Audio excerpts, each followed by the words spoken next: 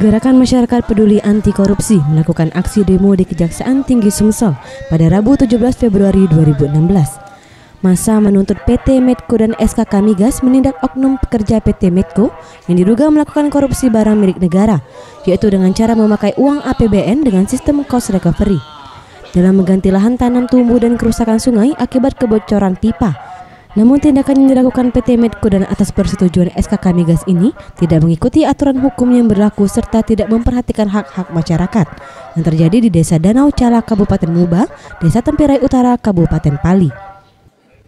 Aksi demo tersebut langsung ditanggapi oleh Hotma Hutajulu, Kasih Penerangan Hukum dan Humas Kejati Sumsel, dan berjanji akan segera menindaklanjuti tuntutan pendemo terkait kebenaran dugaan korupsi yang dilakukan oleh pihak PT Medco dan SKK Migas.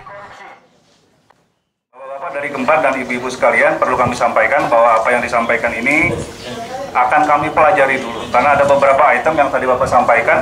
Contohnya ada tadi saya sempat baca, ada yang sudah ditangani oleh Polda Sumsel. Kalau sudah ditangani, berarti kami akan berkoordinasi dengan pihak Polda Sumsel. Para Dwi Satria, Sriwijaya TV.